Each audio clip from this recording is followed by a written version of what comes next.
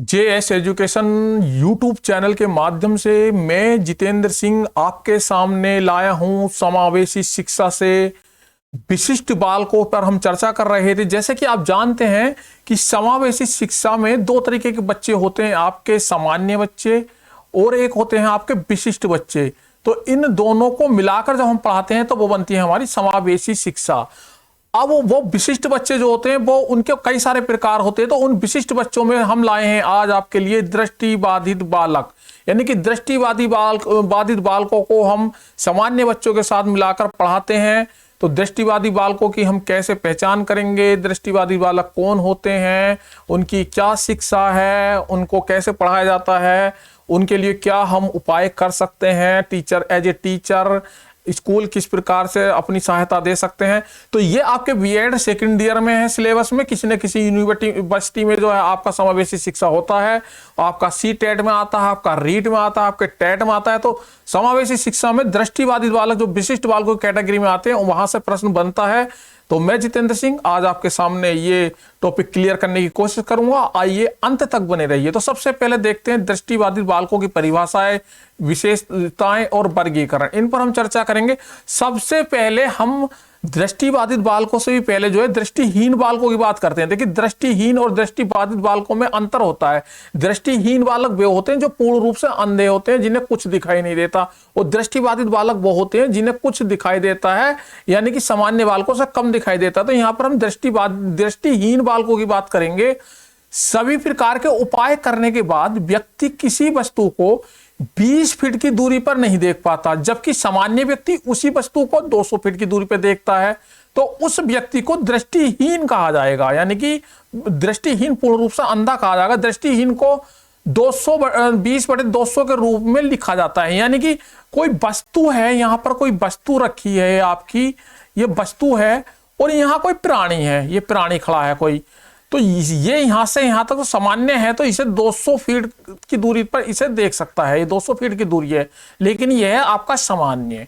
अगर वो विशिष्ट है यानी कि दृष्टिहीन है और वो दृष्टिहीन बालक को हम उस 20 फीट की दूरी पे भी ले आए, यहां पर 20 फीट की दूरी है खाली, और ये सामान्य जो हमारा जो दृष्टिहीन बालक है तो वो यहां से भी नहीं देख पा रहा। तो इसके मतलब ये क्या है, दृष्टिहीन बालक होगा, यानी कि पूर्ण रूप से अंधा होगा, जो 20 फीट की दूरी से भी उस वस्तु को नहीं देख पा रहा है। और मैं एक बात बताऊं आपको कि दृष्टिहीन बालकों का समावेशी शिक्षा में प्रयोग नहीं है, मतलब कोई भी उनका योगदान नहीं है, यानी दृष्टिहीन बालकों को समावेशी शिक्षा में हम नहीं लेते।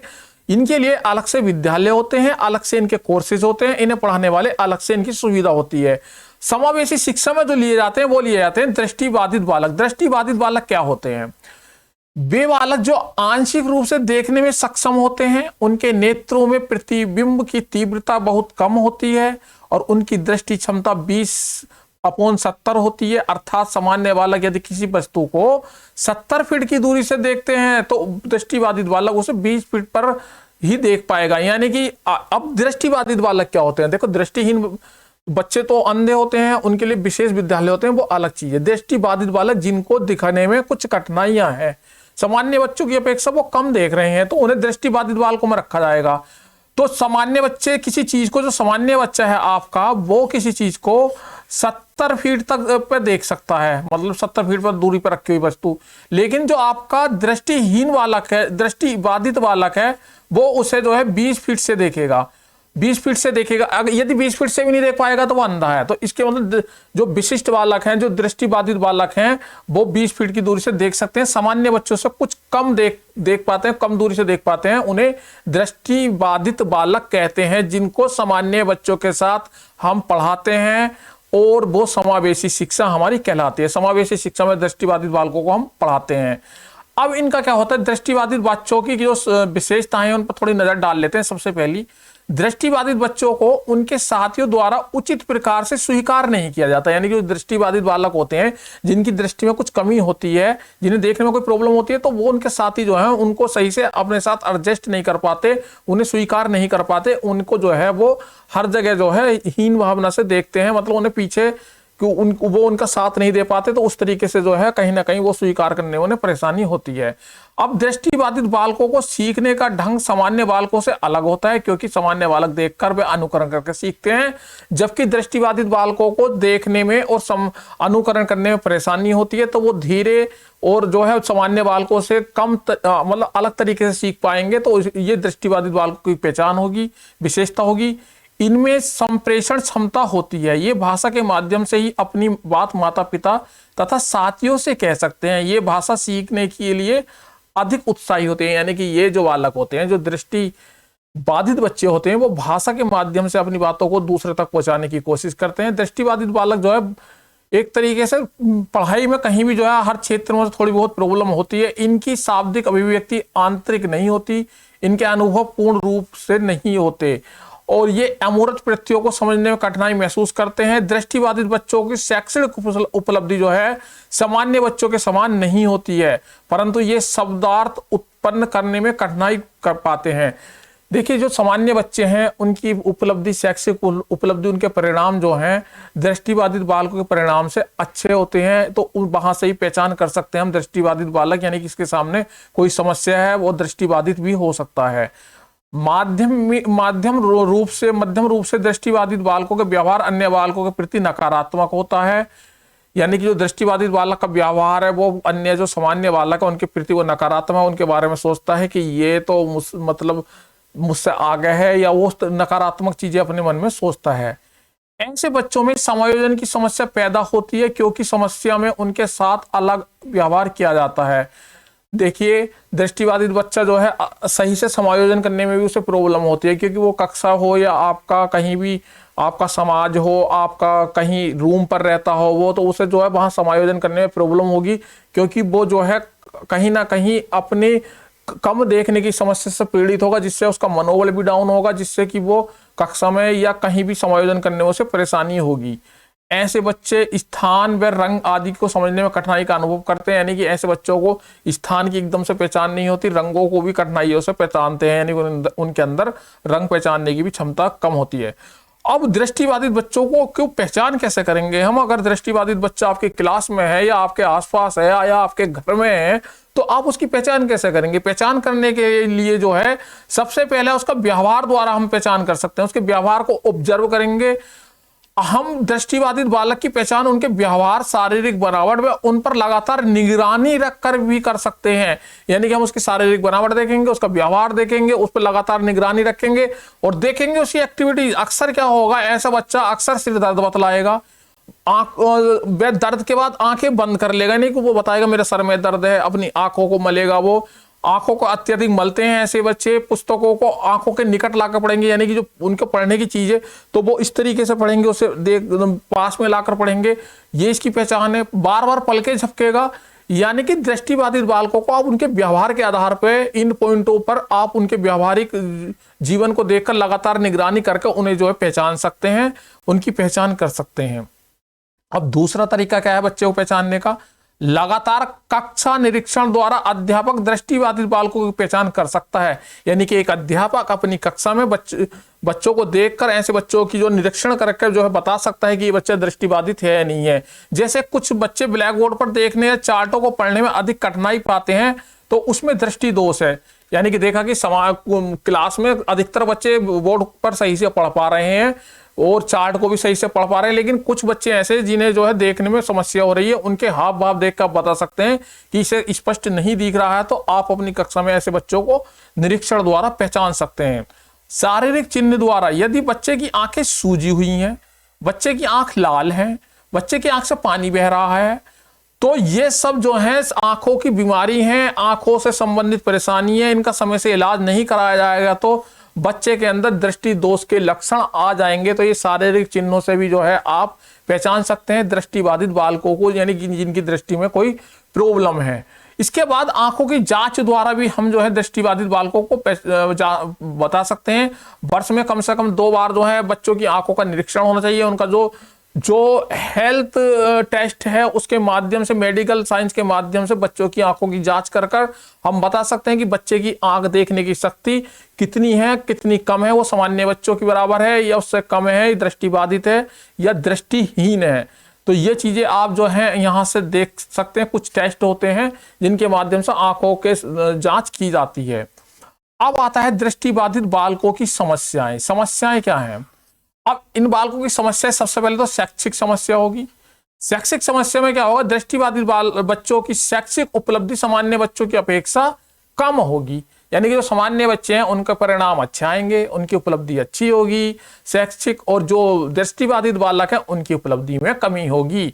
अब दृष्टिबाधित बालक अवलोकन नहीं कर सकते, क्योंकि दृष्टिबाधित दृष्टि जिनकी देखने वालने की क्षमता कम होती है वो सही से अवलोकन नहीं कर पाते, तो उनका ज्ञान का स्रोत जो है श्रव्य एवं स्पर्श इंद्रियों तक ही सीमित रहता है। यानी कि वो अधिकतर ज्ञान जो है सुनकर, छूकर, महसूस कर जो है समझ पाते हैं। यानी कि सुनकर ऑडियो टेप द्वारा या किसी और माध्यम से वो सुनकर तो समझ लेते हैं, लेकिन वो ऑब्जर्व नहीं कर पाते, क्योंकि उनकी दृष्टि में कहीं ना कहीं कमी है। ये बालक मंद गति से तथ्यों तथा सूचनाओं का बोधगम्य कर पाते हैं। यानी कि ऐसे बच्चे जो हैं, जो दृष्टिबाधित बच्चे होते हैं, तो किसी भी सूचना को या किसी भी तथ्य को जानने में जो है उनकी गति जो है बहुत धीमे होती है। यानी वो सीखने की गति उनकी धीरे होती है।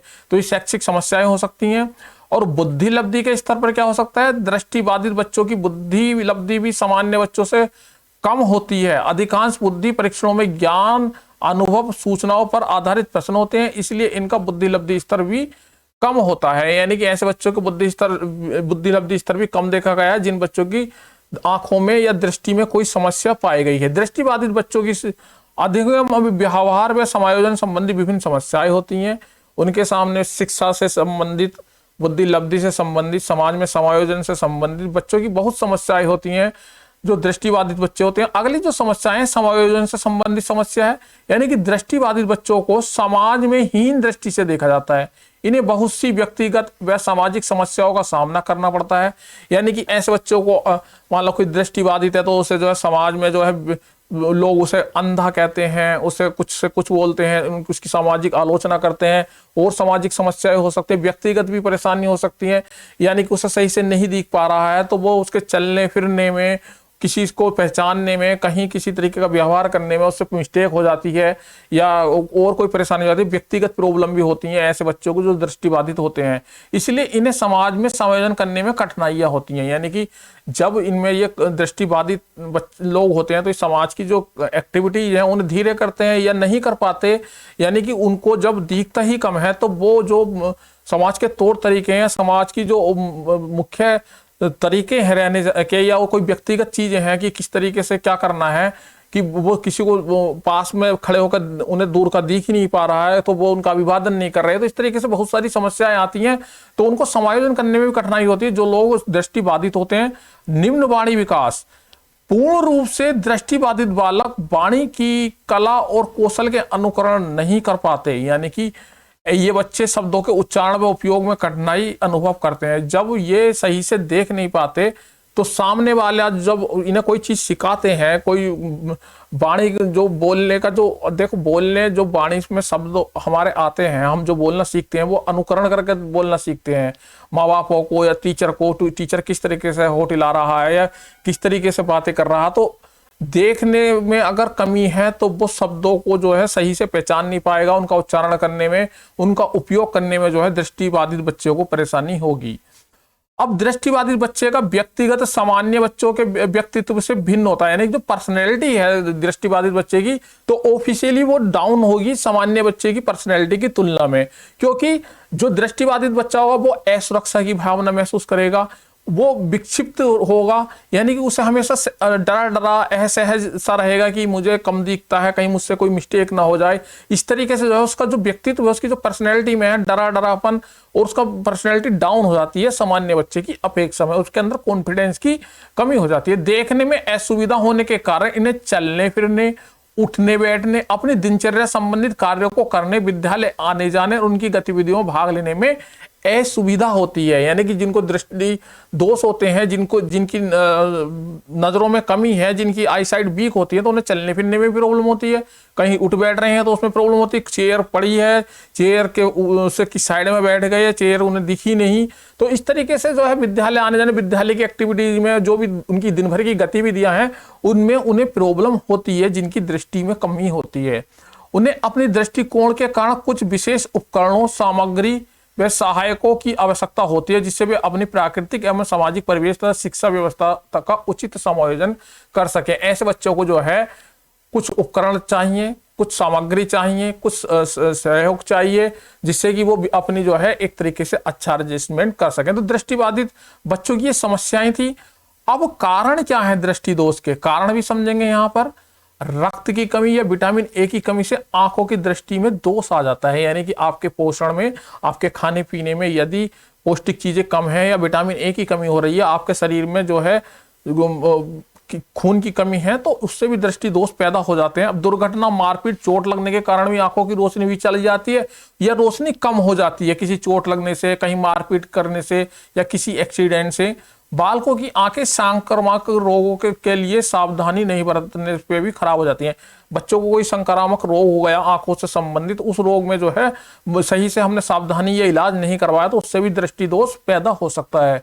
कुछ बालकों के माता पिता के जो अंधापन होता है, बालकों की जो माता पिता के जेनेटिक प्रॉब्लम है, उनकी आंखों में या उनसे संबंधित आंखों से संबंधित कोई प्रॉब्लम रही है जेनेटिक, तो वो बच्चों में भी आ जाती हैं।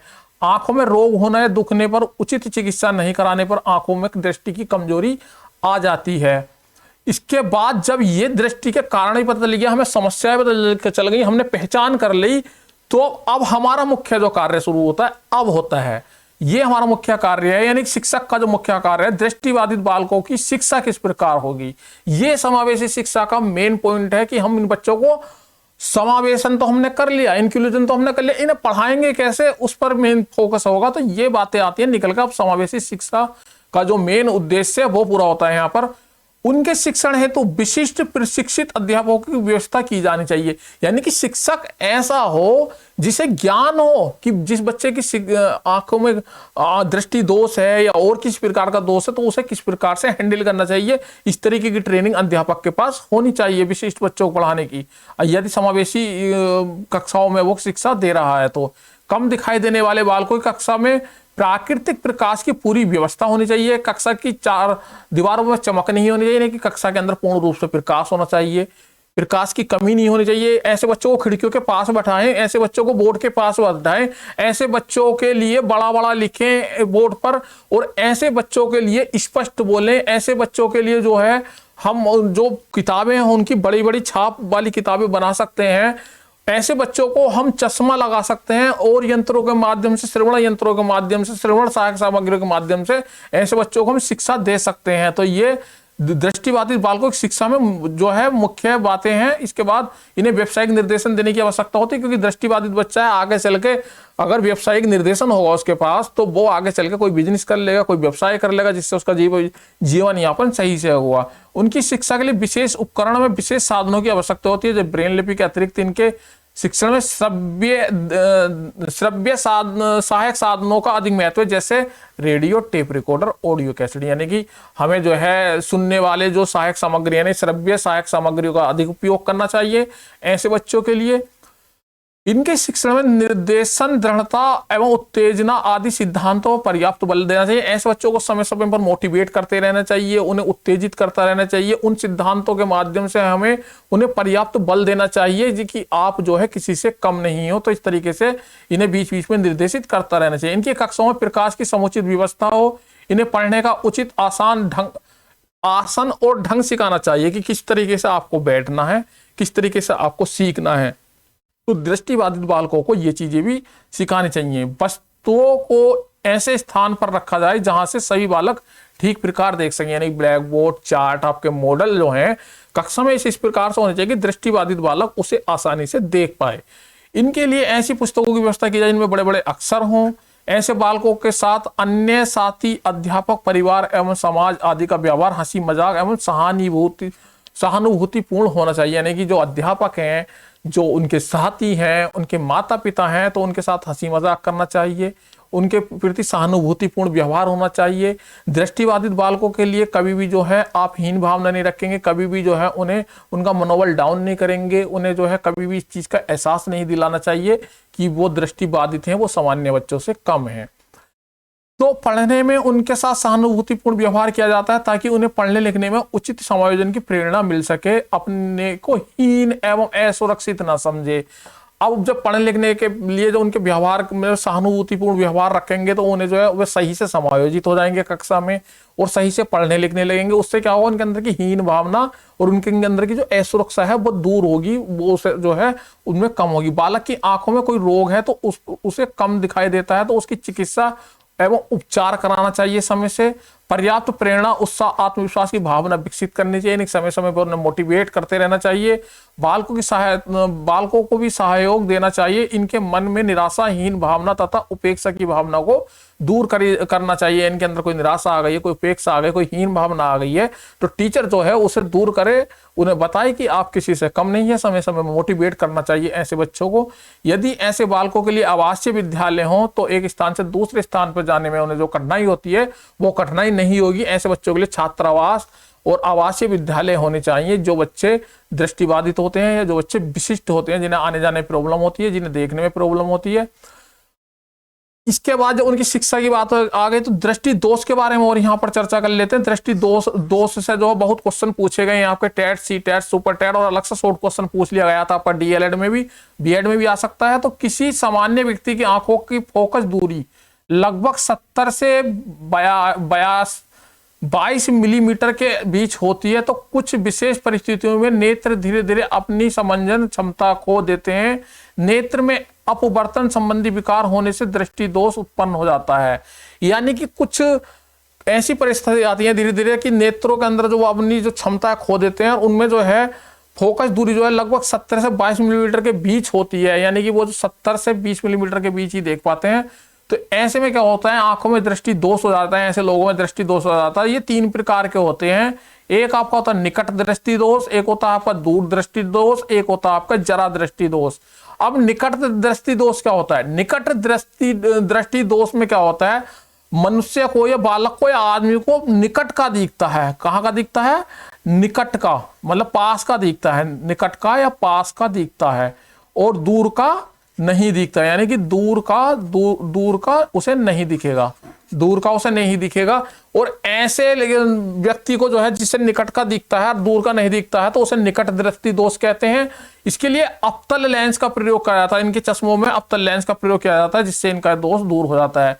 दूर दृष्टि दोष में क्या होता है, ऐसे व्यक्ति को या बालक को दूर का दिखेगा और दूर का देख पाएगा लेकिन वो निकट का नहीं देख पाएगा, तो उसमें जो है दूर दृष्टि दोष होता है। तो ऐसे व्यक्ति के लिए जो है उत्तल लेंस की चश्मे की जरूरत होती है। और जो जरा दृष्टि दोष होता है इसमें जो है दोनों ही प्रॉब्लम होती है, ना तो वो दूर का सही से देख पाता है और ना ही वो पास का सही से देख पाता है, तो वो होता है जरा दृष्टि दोष। इसमें जो है आपका द्विफोकल लेंस की आवश्यकता होती है। इनके चश्मे के लिए द्विफोकल लेंस लगाते हैं ऐसे चश्मों के लिए, तो इस दोष में राहत मिल जाती है। तो दृष्टि दोष थे। आज हमने विशिष्ट बालकों के अंतर्गत हमने देखा दृष्टि बाधित बालकों की क्या पहचान होती है, क्या विशेषता होती है, उनकी जो है क्या कारण है दृष्टिबाधित बालकों के, दृष्टिबाधित बालक कहते किन्हें हैं, समायोजन करने के बाद उन्हें किस प्रकार से हम शिक्षित कर सकते हैं। तो दृष्टिबाधित बालकों पर आज की चर्चा रही। आज की चर्चा बहुत महत्वपूर्ण थी। इसी तरीके से हमारे साथ जुड़े रहिएगा। हमारी वीडियो को लाइक शेयर कीजिएगा ताकि हमारा मोटिवेशन बढ़े और आपके लिए हम इसी प्रकार से कक्षाएं लाते रहें जो आपके लिए कामयाबी का एक माध्यम बन सकती हैं। आज के लिए इतना ही, धन्यवाद।